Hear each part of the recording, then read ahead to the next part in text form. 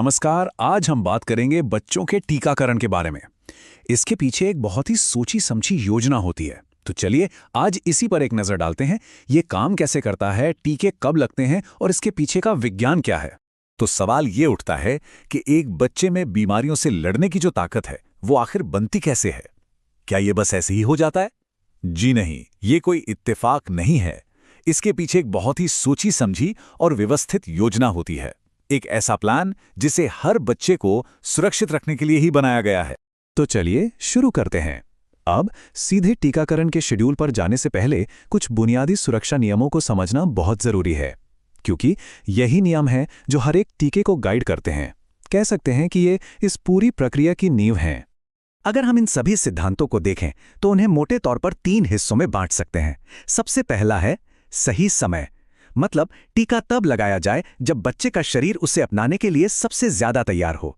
दूसरा है सही तरीका, इसे एक सटीक रेसिपी की तरह समझ सकते हैं। सही मात्रा, सही तकनीक और पूरी साफ सफाई, ताकि टीका अपना काम बिल्कुल ठीक से करे।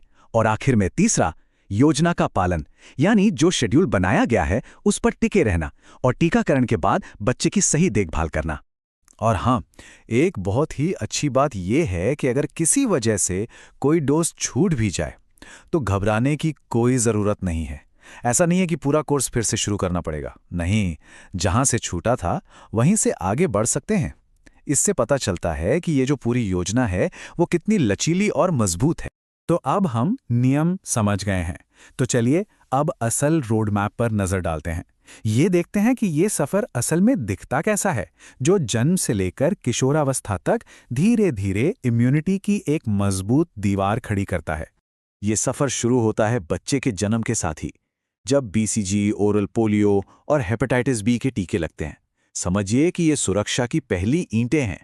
इसके बाद 6 हफ्तों पर, फिर 10 से 14 हफ्तों के बीच और 9 महीने पर सही समय पर टीके लगते रहते हैं। ये इस सुरक्षा कवच को परत दर परत और मजबूत करते जाते हैं और फिर 15 से 18 महीने में बूस्टर डोज से इस नींव को एकदम पक्का कर दिया जाता है। लेकिन कहानी यहीं खत्म नहीं होती। जब बच्चा 4 से 5 साल का होता है तो बूस्टर डोज दिए जाते हैं ताकि वो सुरक्षा बनी रहे। साथ ही टाइफॉइड जैसे खतरों से भी बचाव होता है। और फिर आगे चलकर 10 साल और 16 साल की उम्र में टेटनस के टीके लगते हैं, जो इस सुरक्षा को किशोरावस्था और उसके बाद के सालों तक बनाए रखते हैं। तो ये तो हुई कब की बात। अब आते हैं क्या पर, मतलब ये टीके असल में हैं क्या। हर टीके के पीछे एक अलग तरह का विज्ञान काम करता है। तो चलिए समझते हैं कि टीके बनाने के ये अलग अलग तरीके कौन से हैं और ये काम कैसे करते हैं। सबसे पहली किस्म है लाइव एटेन्युएटेड वैक्सीन। अब इसका मतलब क्या है? जरा सोचिए, शरीर के इम्यून सिस्टम को एक असली लेकिन बहुत ज्यादा कमजोर कर दिए गए दुश्मन से लड़ने की ट्रेनिंग दी जा रही है। मतलब रोगाणु तो जीवित हैं, पर इतना कमजोर है कि वो बीमारी पैदा ही नहीं कर सकता। और ये ट्रेनिंग इतनी असरदार होती है कि शरीर उस दुश्मन को जिंदगी भर के लिए याद रखता है। ओपीवी और बीसीजी टीके इसके बेहतरीन उदाहरण हैं। अच्छा, दूसरी मुख्य किस्म है इनएक्टिवेटेड, या जिसे हम निष्क्रिय वैक्सीन कहते हैं। यहाँ रोगाणुओं को पूरी तरह से कह सकते हैं मार दिया जाता है। ये कुछ ऐसा है जैसे इम्यून सिस्टम को दुश्मन की सिर्फ एक तस्वीर या पहचान पत्र दिखाया जा रहा हो। दुश्मन खुद तो है नहीं, लेकिन शरीर उसे पहचानना सीख जाता है। टाइफाइड और हैजा के टीके बिल्कुल इसी तरह काम करते हैं। तो दोनों में फर्क साफ है ना। एक तरफ है लाइव ट्रेनिंग, जिसमें दुश्मन से सीधा मुकाबला होता है और इससे जीवन भर की इम्यूनिटी मिलती है। और दूसरी तरफ है तस्वीर से पहचान करना, जो सुरक्षा तो देती है, पर इस याद को ताज़ा रखने के लिए अक्सर बूस्टर डोज की जरूरत पड़ती है। अब इनके अलावा भी कुछ और बड़ी दिलचस्प रणनीतियां हैं, जैसे टॉक्सॉइड टीके। ये बैक्टीरिया से नहीं बल्कि उसके बनाए जहर से लड़ना सिखाते हैं। फिर आते हैं कंबाइंड टीके, जैसे डीपीटी और एमएमआर, जो एक ही डोज में कई दुश्मनों से सुरक्षा दे देते हैं। और एक और हैं सेलुलर फ्रैक्शन टीके। ये तो और भी स्मार्ट हैं। ये दुश्मन के सिर्फ एक छोटे से हिस्से, मान लीजिए उसके बाहरी कवच, का इस्तेमाल करके ही शरीर को ट्रेन कर देते हैं। चलिए अब एक बहुत ही अहम पहलू पर बात करते हैं, वो है गर्भावस्था के दौरान टीकाकरण। देखिए, इस समय मां और होने वाले बच्चे दोनों की सुरक्षा सबसे ऊपर होती है, इसलिए हर फैसला बहुत ही ज्यादा सोच समझ कर लिया जाता है। तो इस दौरान कुछ टीके ऐसे हैं जिन्हें पूरी तरह सुरक्षित माना जाता है, जैसे कि टेटनस, इन्फ्लुएंजा और हेपेटाइटिस बी। ये न सिर्फ मां बल्कि होने वाले बच्चे को भी सुरक्षा देते हैं। वहीं दूसरी तरफ कुछ टीकों से बचने की सलाह दी जाती है, खासतौर पर लाइव वैक्सीन जैसे रूबेला और ओरल पोलियो, ताकि किसी भी तरह का कोई रिस्क ना रहे।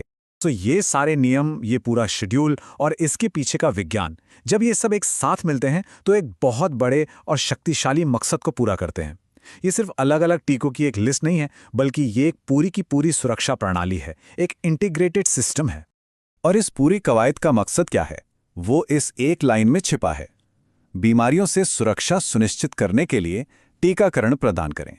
बस यही इस पूरी प्रणाली का मूल सिद्धांत है और यही इसका अंतिम लक्ष्य भी। कितना सीधा, सरल और शक्तिशाली। तो टीके लगाने के नियमों से लेकर एक सिरिंज के अंदर मौजूद विज्ञान तक, ये जो पूरा टीकाकरण शेड्यूल है, ये असल में एक बच्चे के लिए जीवन भर की सुरक्षा बनाने का एक जबरदस्त ब्लूप्रिंट है। इसका हर एक हिस्सा एक ही बड़े लक्ष्य के लिए काम करता है, और वो है स्वास्थ्य की सुरक्षा। ये शेड्यूल हमें उन जानी पहचानी बीमारियों से बचाता है जिनसे इंसान सदियों से लड़ता आ रहा है, पर यह हमें सोचने पर भी मजबूर करता है कि टीकों की अगली पीढ़ी यानी नेक्स्ट जनरेशन हमें किन नई और उभरती हुई चुनौतियों से बचाएगी। भविष्य में इम्यूनाइजेशन का चेहरा कैसा होगा, ये एक बड़ा सवाल है। मित्रों, यह वीडियो देखकर हमें यह ज्ञात होता है कि हमें बाल टीकाकरण करवाना अति आवश्यक है। लेकिन यदि बाल टीकाकरण करवाना है तो किसी भी टीकाकरण से पहले योग्य डॉक्टर से सलाह अवश्य लें और अपने बच्चे को स्वस्थ रखें। धन्यवाद।